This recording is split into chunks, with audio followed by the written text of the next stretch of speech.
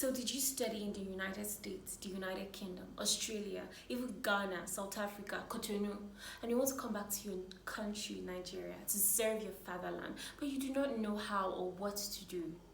Then this video is definitely for you.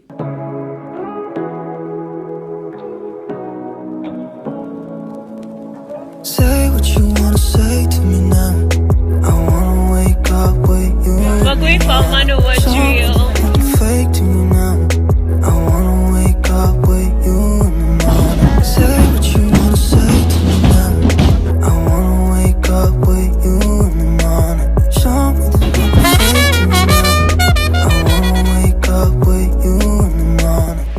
Hi guys, welcome back to my channel. It's your girl Winnie Budaki. If this is your first time tuning into my channel, you are most highly welcome. So this video, I am going to be talking NYSC, and I will be speaking particularly to our foreign brothers and sisters. Before we get started, I'm going to brief you a little, just a tiny teeny bit briefing about NYSC that you need to know.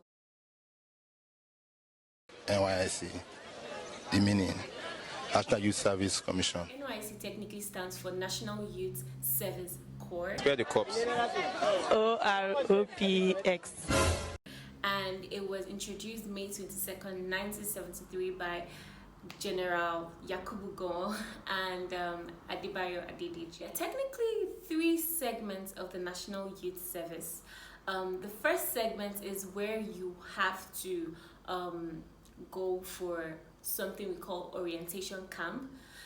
Initially, you're posted to a state that is not your homeland, a state you were born in, or a state you've been to or visited in Nigeria. You just know you're going to be posted to somewhere that is definitely not your homeland, your state of birth.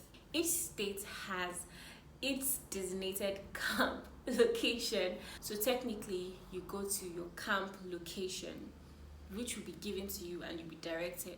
Mind you, the orientation camp is military controlled. Like, you go to camp and it's like you're in a military training, a military drill, you understand? So you gotta comport yourself. But the good thing is they're not allowed to flog. They're not permitted to flog. I mean, we're adults. You can't be raising cane on me. Like, what's that? Moving on to the next segment, your place of primary assignment. That's like your PPA, where you have to work for approximately 11 months, maybe an institution, an organization, a school, or somewhere you're like contributing to the development of your country. In the last segment, CDS. The CDS is your community development service. You're given a CDS group in camp and you attend CDS weekly meetings. You shouldn't miss this. It's important. But I never saw how important, but it's important. You're going to be taking attendance, and your attendance also contributes to your passing out parade eligibility. If you're eligible to pass out. I really do not understand how it affects your passing out parade, but don't miss your CDS meeting. Just don't miss it. Then your passing out parade, which is every youth corps member's dream to pass out. Like, you can't just wait to pass out. So in summary of these three segments, you have your orientation camp that's military controlled. You have your place of primary assignments where you have to work in an organization, school, or institution. Then you have your passing out parade and your CDS, Community Development Service. Let's talk eligibility. You can't just wake up out of the blues and come to Nigeria to serve. Nah. First, you must be a Nigerian, of course. You can't be a Ghanaian and come serve in Nigeria. Like, serving your fatherland, Nigeria is not your fatherland. You must be a university graduate. You can finish your university, go for your master's and come serve. At least you've graduated from university, you have your bachelor's degree. You have to be 30 years old, below 30 years old. If you're 30 years and above, you're given certificate of exemption. Let's move into the required documents. What do you need? Note that every document you need must be original. Nothing like photocopy. Don't make a mistake and carry your photocopy to your testing center or verification center no matter what you do, ensure that you have the original copy of the document I'm about to list for you. The first original document you need is your degree certificate, your HND, your mark sheets for Indian students, your O-level certificates, your WASI, your GSCE, your NAPTEP. You need the original copies. If you do not have it, you can get it from your secondary school or your high school. Some school pay, like most schools, all schools ask for amount, I think except government schools. But my school, for example, took 20,000 naira for your WAEC certificate. Is certificate, your WAEC certificate, not your WAEC results. They're not using your WAEC results to do anything. It's a certificate that's needed. I made a mistake and took my WAEC results to the testing center. What saved me was that my testing center was in Benin, verification center was in Benin, and I was staying at Asaba. So it was easy for me to go back to my state, bring my original WAEC certificate and take it back. Testimonials are not accepted.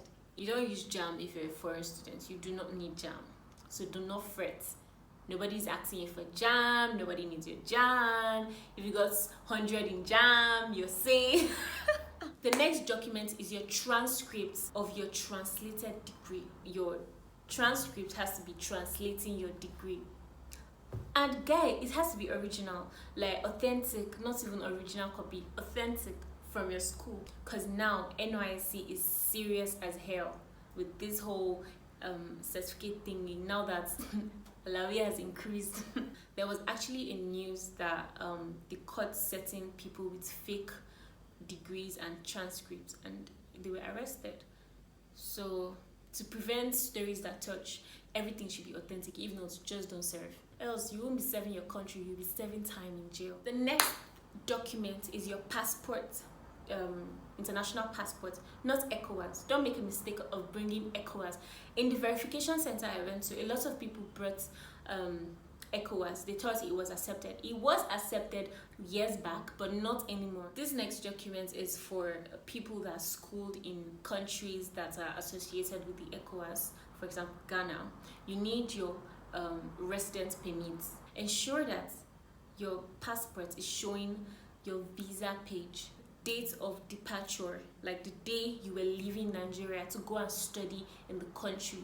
Then your date of arrival after studies, the day you're coming back to Nigeria should be on your passport. So before this NYSC registration starts, ensure you're getting all this ready so you're not found wanting or you're not doing things at the 11th hour. Now that the document is secured, let's move on to the registration. In registering, we're grouped into batches and streams. There's batch A, batch B, and batch C in a year, and each batch has stream 1 and stream 2. So you have batch A stream 1, batch A stream 2, batch B stream 1, batch B stream 2, batch C stream 1, and batch C stream 2.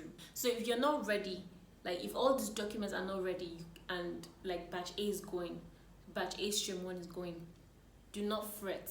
You still have 3 weeks before stream 2 goes. If you're still not ready, you can join batch B. You're still not ready, you have batch C. You're still not ready, you're gonna do it the next year. After that and well understood, we're going to move into your registration. You're going to be tempted to want to use your Yahoo Mail if you have a Yahoo, but do not use a Yahoo Mail. It's going to be tough. You're not going to see notifications and everything, like it's not going to be sent to you. What you have to use is your Gmail, your Google account. If you do not have, then create one and start using it. That's the only email that's active in your registration. You can do your registration at the comfort of your house or in a cyber cafe, but I'd rather you do it at a cyber cafe because it's easier and you get to do your thumbprint straight up. If you do it at home, all you just have to do is upload your required documents. Maybe take a picture with your phone, because I used my mobile phone in uploading the pictures. I just had scanned documents, but I still had to go to the cyber cafe for thumbprinting, and you're still going to pay the same amount of money that people who are doing the registration there are paying. So I think it's safer to just do it at a cyber cafe. I'm going to tell you tricks for getting your desired state in another video, but now I'm just going to give you the main legal legal process. After doing the registration, you're going to make your payments at the bank or online. After the payment, you're going to be given an option to choose where you want to go for your evaluation of documents. This is another process after your registration. There are certain states, about 2 states in each region: south, north, central, west. You're going to pick which state is closer and easier for you.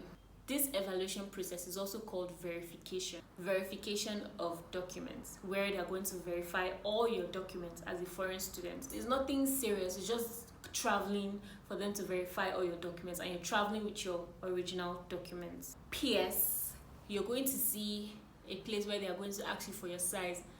My sister, just put anything, because it's not going to count. Like your vote in rigged elections, it doesn't count. Don't even fret, don't sweat over that measurement thing. Just put anything. When you get to camp, you see your size. As a foreign student, that's all you need to know for your NYSC registration. I hope you enjoyed this video. Please sit back and wait for my next video, where I'm going to be giving you tricks, hacks, and experiences from my NYSC tales. Thank you for watching my video. I hope you were able to learn something. And if you have any questions, or you still have inquiries or confusion, feel free to hit me up on my Instagram at Winnie_IG, or send me an email, w_badaiki@yahoo.com. See you guys in my next video. Bye bye.